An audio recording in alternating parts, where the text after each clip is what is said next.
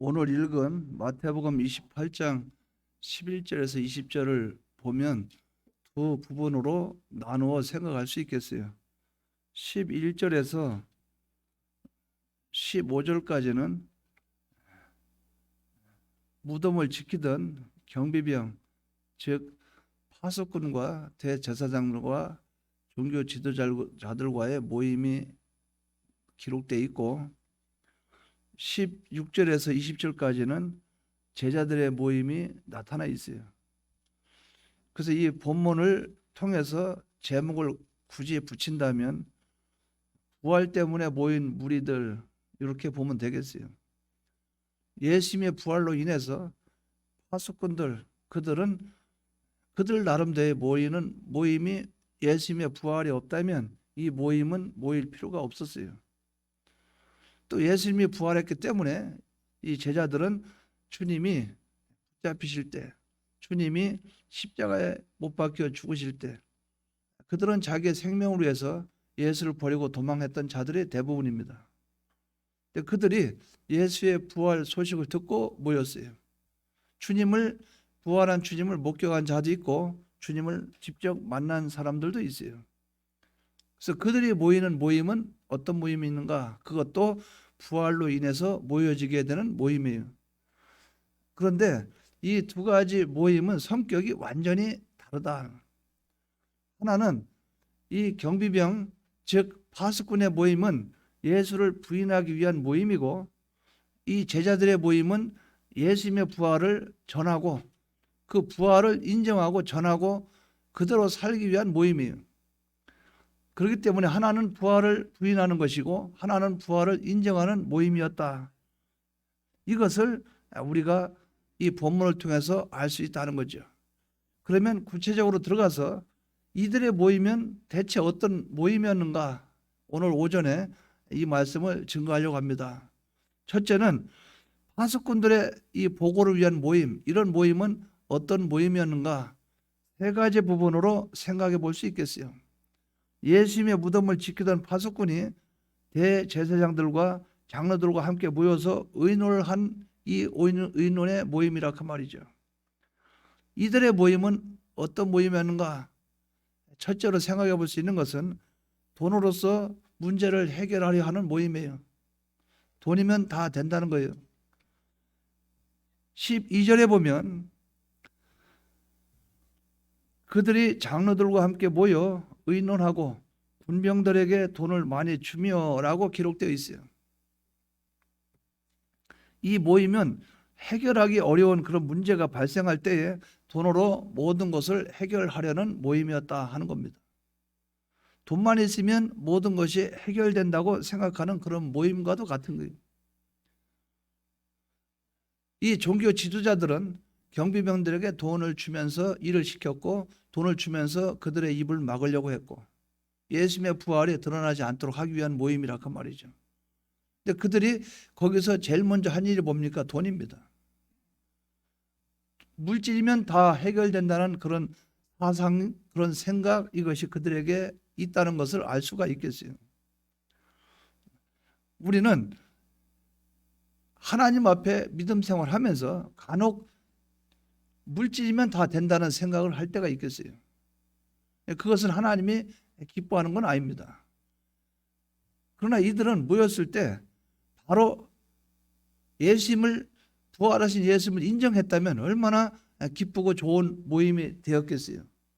그런데 예수님의 부활을 인정하지 않고 이 부활을 드러내지 않기 위해서 한 행동이 뭐냐? 한 행동이 제일 먼저 한 행동이 돈이라는, 돈으로서 문제를 해결하려고 하는 그런 문제 해결 방법이 돈이었다 하는 거예요. 가룟 유다도 예수를 팔게 된 이유가 뭡니까? 예수를 팔게 된 그 원인이 은 30 돈입니다. 은 30에 예수를 팔았어요. 돈이면 다 된다는 것이죠. 그들이 가룟 유다에게 제시한 돈이 은 30이었어요. 그것을 가룟 유다는 그걸 받아들이고 예수를 팔아서 넘겼던 겁니다. 즉 돈이 그들에게는 중요했다 그 말이죠. 우리는 돈보다 진리, 돈보다 예수, 돈보다 신앙, 돈보다 믿음, 이것이 우리 속에 있어야 되겠다 그 말이에요. 이것을 여러분들이 붙잡고 나가시기 바랍니다. 예수를 부인하는 사람들은 대부분의 문제 해결을 돈으로 하려고 했다 하는 이것을 우리가 바로 붙잡고 나가야 된다는 거예요. 두 번째로 생각해 볼 수 있는 것은 자신들의 권위를 위해서 거짓말을 하는 모임이라 그 말이죠. 거짓말, 참 이거는 옛날이나 지금이나 이 거짓말은 한가닥합니다. 마태복음 28장 13절에 보면 가로되 너희는 말하기를 그의 제자들이 밤에 와서 우리가 잘 때에 그를 도둑질하여 갔다 하라. 그들이 모여서 하는 말이 뭡니까?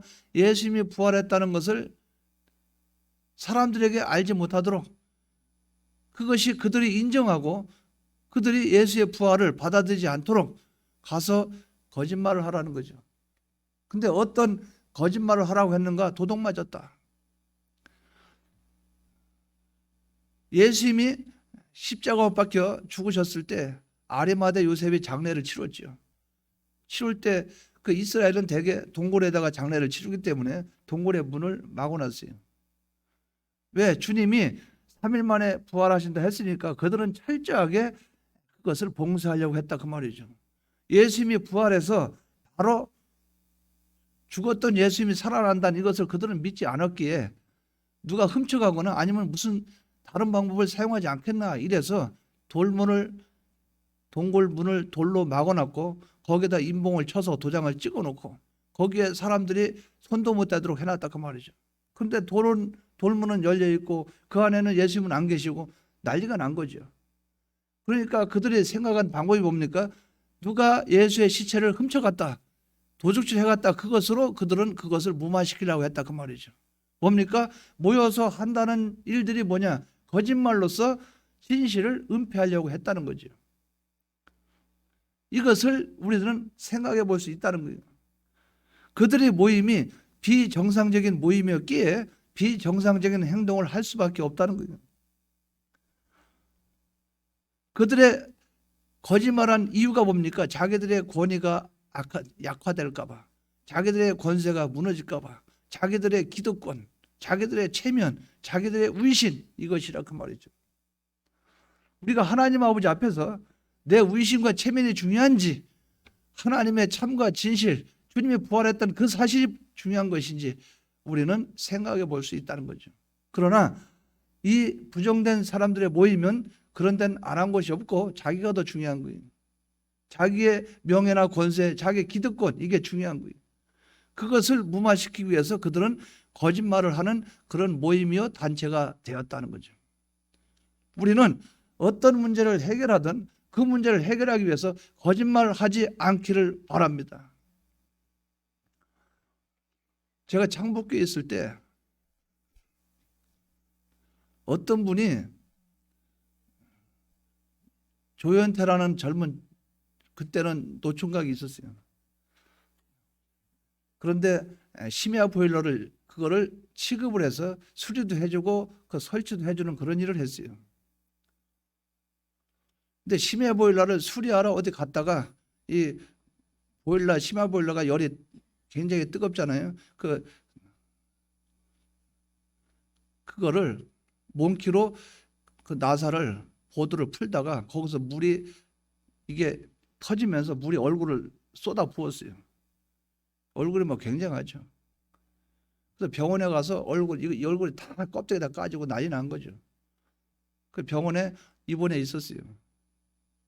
그래서 저는 연락도 못 들었죠. 못 받았고. 급작하게 생긴 사건이기 때문에 몰랐어요. 주일날 아침에 예배를 드리고 있는데 이제 교회 바깥에가 이제 지금처럼 현관문이 유리로 되어 있기 때문에 바깥에 보여요. 그리고 바깥에는 이제 자갈로 싹 깔아놨어요. 이제 시골 교회니까. 그러면 들어온 소리가 사람이 걸어오면 자갈자갈 소리 나고 차 같은 경우는 소리 나요. 근데 예배를 드리고 있는데 택시가 싹 들어와요. 택시 들어오는데 택시에서 그 총각이 내리더라 그 말이에요. 내렸는데 신문지를 앞에 이렇게 가리고 있어요. 가리고 와서 뒤에 앉아 예배를 드려요. 나는 이제 그걸 보고 싶어서 이렇게 표가 안 나는 거예요. 나중에 예배 끝나고 나니까 바로 또 택시를 잡아 타고 가요. 그래서 내가 물어봤죠. 다른 분한테 물어보니까 얼굴이 화상을 입어서 병원에 있다가 병원에서 급히 와서 예배드리고 가면서 오후에 뵙겠습니다 하고 또 가더래요. 그 제가 이제 그 주일에 대해서 개념이 강하기 때문에 참 신앙이 좋다 이제 생각을 하고 있었죠. 대개 보면 그 시골이나 이런 데는 농사를 짓고 하는 그런 것이 있잖아요. 그러니까 본인들이 자유자재로 할 수 있죠. 주일날 할 일을 본인들이 월요일 하고 그럴 경우는 있어요. 그 대개 보면 이 주일 성수가 프로테이가 높아요. 어쩌다 가뭄에 콩나듯이 한 명 안 보이고 이 정도지 100% 거의 다 참석합니다. 근데 그걸 보고 그 사람하고 친한 사람이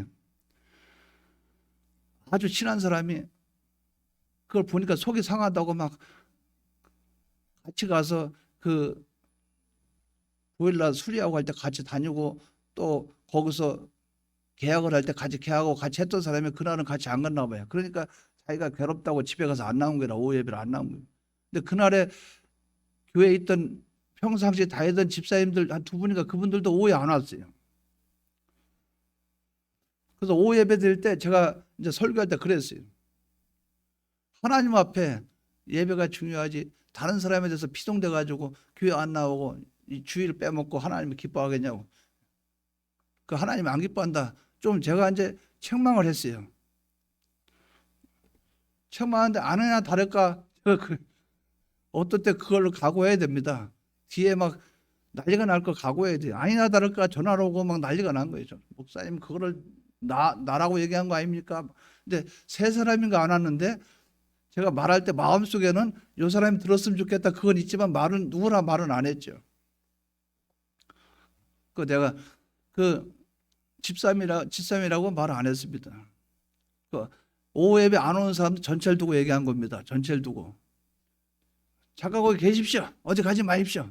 부인하고 둘이 몰려와가지고 그때 몰려와서 이제 좀 시끄러운 일이 있었어요. 막 좀 그때는 좀 제가 봐도 마음이 좀 그래요. 나는 너 같은 동생이 있어 이런 식으로 막 나오더라고요.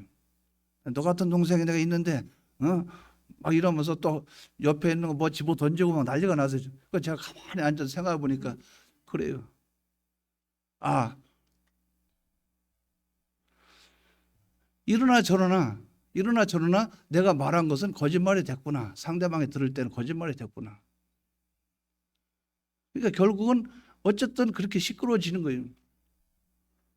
나중에는 진실이 드러나도 목회자는 그 말을 못하는 겁니다. 당신 신앙생활 똑바로 못한 거야. 그러니까 회개해야 돼. 왜 주일날을 빼먹어? 그 하나님 안 기뻐하지 않습니까? 이 말을 못하는 거예요. 그러니까 진실을 그렇게 깨달았으면 그 복인데 인간적인 자기 체면 나에게 그런 말을 했다. 교인들이 앉아있는데 그러다 내 체면이 뭐가 되냐? 그래도 내가 좀 있으면 장로 될 사람인데 나를 뭘로 알고 이런 것이 들어오니까 그렇게 되는 거예요. 제가 볼 때 이 신앙이라는 것은 그렇기 때문에 진실은 감춰질 때가 많이 있지만 참이 드러났을 때 예수님 부활한 이 사건을 놓고는 진실로 나와야 된다 그 말이죠. 제가 그것을 그 이후에 가끔가다 생각날 때마다 미안한 마음은 있어요. 어쨌든 그 상대방은 거짓말이니까 상대방이 느낄 때는 거짓말이니까 그때 바르게 설명을 했을 걸. 어차피 뭐 집어던질 거 아예 대놓고 똑바로 얘기해서 집어던지게 낫지 이런 생각 할 때도 있었어요. 그러나 중요한 것은 말은 진실해야 된다. 말은 이제 그런 것이 좀 느껴진다 그 말이죠. 우리는 하나님 아버지 앞에 참과 진실을 향해서 나아가되 어쩔 수 없이 참말을 하지 못할 경우도 있지만 그러나 이것이 아니면은 이 왼쪽과 오른쪽 참과 거짓이 분명히 드러나고 판별돼야만 될 그때는 거짓으로 그것을 덮는 것은 하지 말아야 된다. 내가 나를 위하고 내 권위나 체면이나 자존심 중요한 것이 아니라. 그래서 우리는 이런 문제를 바로 깨닫고 나가시기 바랍니다. 즉 뭡니까? 어떠한 상황 속에서도 참 앞에서 거짓을 말하지 말아야 된다. 여기서 이들의 모임은 뭡니까? 이들의 모임은 이유가 뭡니까? 이유는 간단해요. 뭡니까? 자기들 체면이에요. 대제사장이라는 그 직책이에요. 지금까지 자기들이 기득권을 갖고 있는데 예수님에게 다 몰려간다 그 말이죠. 그런데 예수님이 그리스도시요 우리의 왕 아니에요.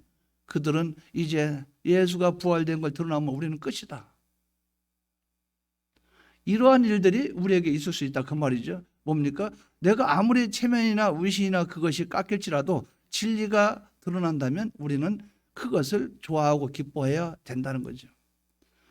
감추는 일이 있지 않도록 진리는 드러나도록 우리가 거짓을 행하지 않는 그것이 있기를 바랍니다. 이 경비병들은 바로 무엇입니까? 바로 그거예요. 모여서 한다는 그 일들이 뭐냐? 거짓을 통해서 진실을 덮으려고 했다는 거죠. 세 번째는 세상의 권력으로 문제를 해결하려고 하는 모임이에요. 28장 14절에 보면 만일 이 말이 총독에게 들리면 우리가 권하여 너희로 근심되지 않게 하리라. 너희들이 보초를 쓰고 있다가 예수님이 부활하시고 주님이 돌문을 옮겨놓고 주님이 나가셨는데 너희들이 그걸 발견 못하고 뒤늦게 발견했으니 너희들은 경비병으로서 책임을 다 못했기 때문에 사형 선고를 받아야 된다. 그런데 걱정하지 마라. 우리가 누구냐? 대제사장 아니냐? 세상 정권하고 우리가 결탁했지 않느냐? 내가 잘 얘기해서 너한테는 아무 문제가 일어나지 않게 해줄게. 이런 모임이었다 그 말이죠. 총독에게 이 소식이 들어가면 그들은 죽어야 되겠죠. 빌립보 감옥에 바울과 실라가 갇혔을 때 하나님이 그 털을 움직이고 그 감옥문을 열고 착고가 풀리고 이제 그랬을 때 그 간수가 어떻게 했어요? 간수가 졸고 있다가 눈 떠보니까 문이 열리고 옥토가 흔들리고 문이 열리고 이게 보니까 죄수도 잘 안 보이고 그러니까 안에 들어가서 자세히 살펴보지도 않고 자결을 하려고 했다 그 말이에요. 자기가 스스로 자결하려고 하니까 바울이 네 몸에 손대지 마라. 우리는 여기 있다. 그럴 때 이게 보니까 바울이 감옥에 그대로 있는 거예요. 왜? 바울은 그 사람 생명을 생각했다 그 말이에요. 그를 구원하기 위해서.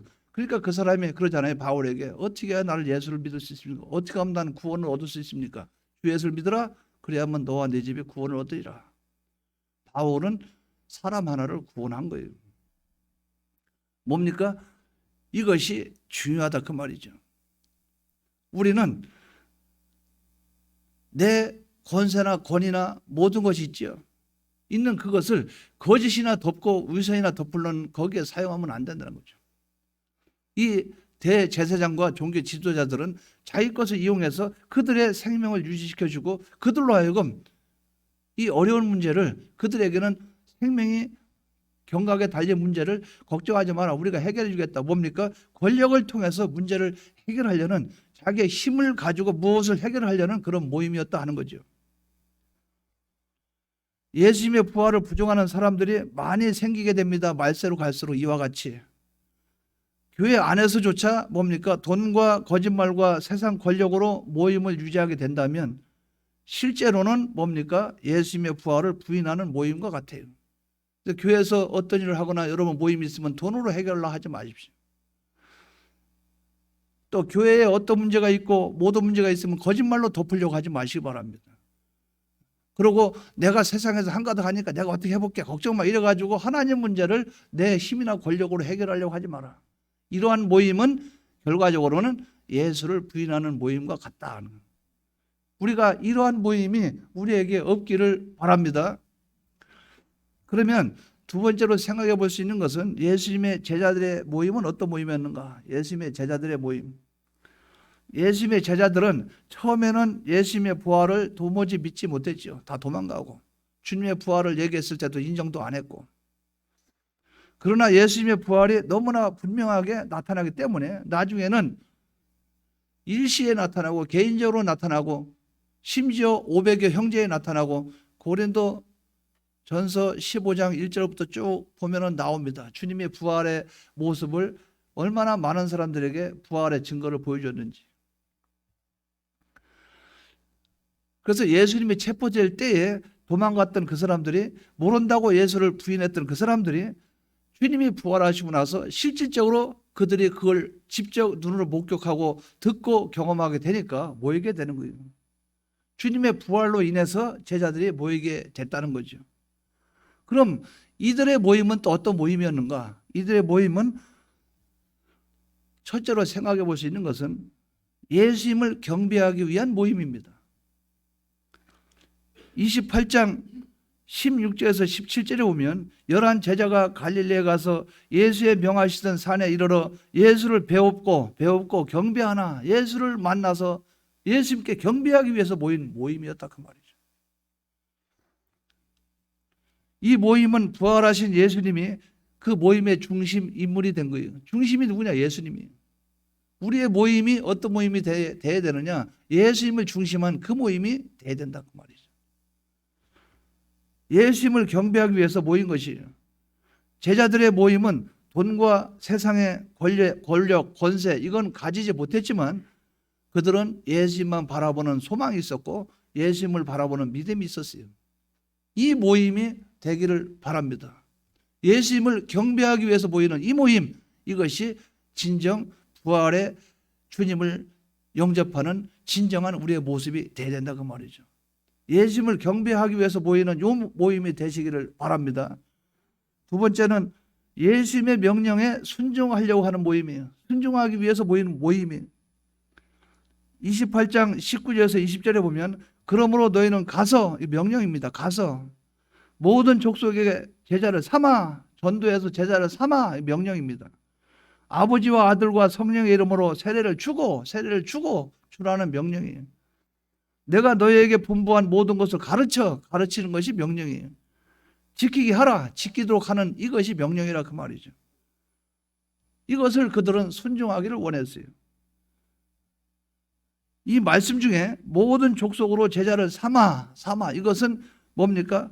얼마나 힘들고 어렵고 불가능하겠냐 그 말이죠. 그러나 주님이 함께함으로 가능해요. 안 돼도 해보는 거예요. 그대로 돼도 해보는 거예요. 우리가 이것이 중요하게 생각합니다. 자, 제가 하나 여러분 질문하죠. 여기서 서울까지 가려고 어떤 사람이 애를 쓰고 있어요. 서울까지 가려고. 근데 차편도 없어요. 기차도 다 끊겼어요. 방법이 없어요. 그런데 서울까지 가는데 그 사람을 서울까지 보내주기 위해서 사람에게 부탁되고 또 그 대구 같으면 동대구 여기 가서 그 역장한테도 부탁해보고 주위에 전화도 해보고 기차를 타려고 표를 끊은 사람한테 그 표 좀 하나를 우리한테 팔면 안 되겠습니까? 온갖 방법을 다 동원해요. 자, 그렇게 해도 문제가 해결이 안 될 때는 됩니까? 안 됩니까? 막혀 있으면 해결이 돼야 안 돼요. 인간이 아무리 노력해도 안 되는 것이 있다 그 말이죠. 인간은 나약해서 할 수 없어요. 근데 만약에 여러분이 대통령하고 아는 사이가 있다면 대통령한테 전화를 겁니다. 지금 이거 큰일 났습니다. 헬기 하나 보내주십시오. 그래요? 헬기 보내. 그럼 한 방에 끝납니다. 제가 이 말씀을 드리는 이유가 뭔지 아십니까? 우리가 이걸 바로 깨달아야 돼요. 여러분 전도해야 되죠. 복음을 전해야 돼요. 근데 여러분 전도지 들고 1년 365일 하루도 안 빼주고 다녔다고 생각해봐요. 그런데도 한 명도 결실이 안 이루어졌다. 뭔가 문제가 있는 거예요. 그런데 무릎 꿇고 기도하니까 한 방에 하나님이 사람을 보내줘요. 여러분들 그 비밀을 모른다 그 말이에요. 그러니까 우리는 뭔가 요란하게 사람이 왁자지껄 도다니면 뭔가 하는 것처럼 보이는데 안 그래요. 그 안에 하나님과 교제가 어떠냐 이것을 우리는 바로 생각해야 된다 그 말이죠. 집에 있어요. 있는데 식구들은 막 나가서 막 여기저기 가서 집안의 어려운 일을 해결하려고 막 뛰어갑니다. 집에 있는 가장 남편이 가만히 고민합니다. 이따가 내가 이 방법은 사용 안 하려고 그랬는데 전화 한 통 합니다. 자네한테 부탁할 게 있네. 뭐 친구라고 한다면 이 문제 해결해 주게. 알았네. 걱정하지 말게. 식구들이 온 상황 답니다. 아빠 안 돼. 일이 안 이루어져. 큰일 났어. 막 그럽니다. 걱정 마. 집에 다 와라. 해결됐다. 우르르 돌아옵니다. 뭡니까? 요란하게 움직인다고 해서 될 문제가 있고 안 될 문제가 있다 그 말이에요. 그래서 우리가 하나님 앞에 전도를 해도 늘 말씀드리는 게 전도해도 기도를 먼저 해놓고 나가는 전도가 돼야 된다 그 말이죠. 그래서 성경에도 성령이 임하면 너에게 권능을 받고 권능부터 받고 출발하라 그 말이죠. 그렇지 않으면 사도행전에 뭐로 순서가 나오겠어요? 오순절 성령 강림 역사가 뭐로 나타나겠어요? 전도부터 먼저 나가야 되지. 그게 아니고 하나님의 일은 하나님으로부터 해야 된다 그 말이에요. 그러니까 이것을 우리가 바로 기억하시 바랍니다. 예수님의 명령에 순종하려고 하는 그 자세 뭡니까? 하나님 말씀을 나한테 했으면 가서 제자를 삼아서 세례를 주고 말씀을 가르쳐 지키게 하라. 하나님의 명령에 했으니 이분이 책임질 것이다. 이분이 지킬 것이다. 이것을 붙잡고 나가서 하기 때문에 역사가 나타나는 것이지, 가서 움직이니까 뒤에 역사가 나타나더라, 그게 아니라는 거죠. 우리는 이 원론을 바로 붙잡기 바랍니다. 우리는 왜 똑같이 기도하는데 난 응답이 없지? 뭡니까? 주님을 진짜 안 붙잡고 기도하기 때문에 그래요. 왜 똑같이 나는 열심히 똑같이 세상에 사는데 나는 복을 안 주지? 복 안 받을 행동을 하면서 살기 때문에 그래요. 나는 예수를 수십 년 믿었는데 왜 그러지? 하나님이 주실 복을 받도록 정확하게 순종하는 삶을 안 살기 때문에 그래요. 중요한 거는 말씀대로 순종할 때 역사는 나타난다. 그러니까 우리는 이러한 모임이 되기를 바랍니다. 예수님의 말씀에 순종하기 위해서 모이는 요 모임이 우리에게 있기를 바랍니다. 세 번째는 이들의 모임은 어떤 모임이었는가? 약속을 믿는 모임이에요. 마태복음 28장 20절에 보면 볼지어다 내가 세상 끝날까지 너희와 항상 함께 있으리라, 함께 있다고 약속했기 때문에 그걸 믿어야 된다 그 말이죠.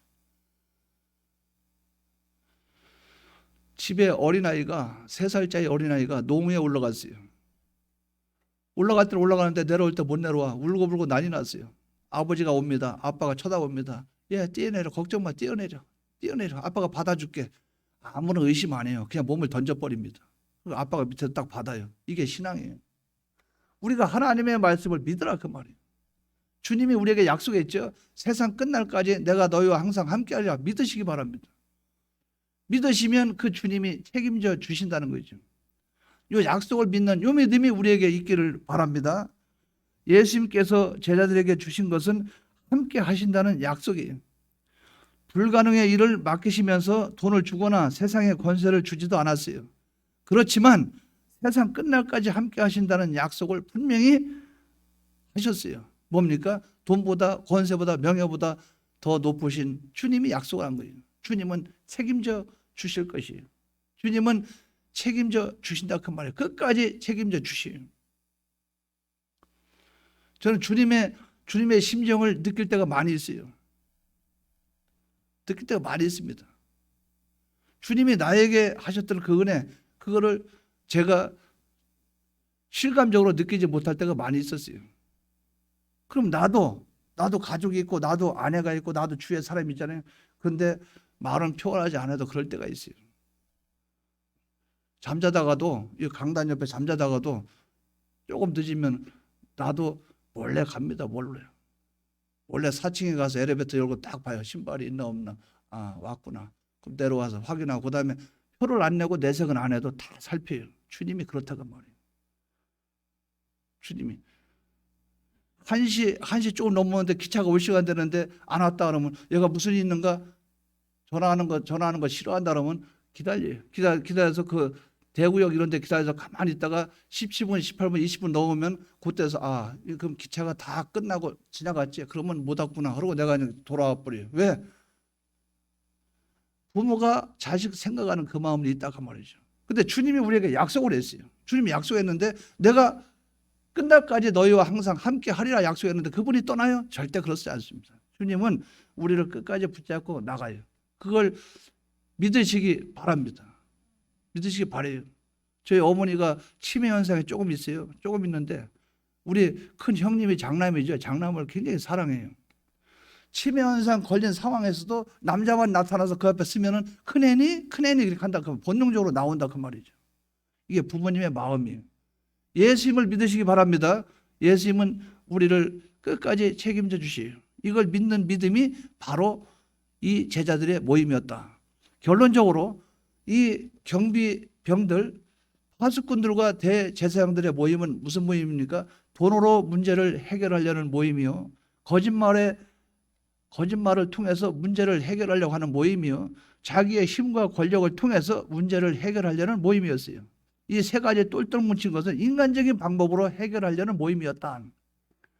그런데 제자들의 모임은 예수님을 만나기 위한 모임, 경배하기 위한 모임이요. 말씀을 순종하기 위한 모임이요. 이 모임에는 예수님의 약속을 믿는 모임이었어요. 이 모임이 오늘 부활절 절기를 지키는 우리에게 이 모임이 우리에게 있기를 바랍니다. 그래서 교회는 이 두 가지 모임이 있어요. 돈으로 교회를 끌고 가는, 또 거짓말이 이 교회 안에 가득 찬, 또 세상의 권세와 명예 중심을 한. 그래서 교회에서 권세나 명예 중심 하면은 국가에서 유명한 사람 한 번 오면은 그 일어나서 광고 시키고 그 노래 부르고 막 그런 거 많이 하잖아요. 저는 굉장히 불만이 많았어요. 그 여러분 김기현 그 원내대표 알죠? 지금은 유명하죠, 원내대표. 제가 남산학교에 있을 때 그 표를 얻으려고 우리 교회 와요.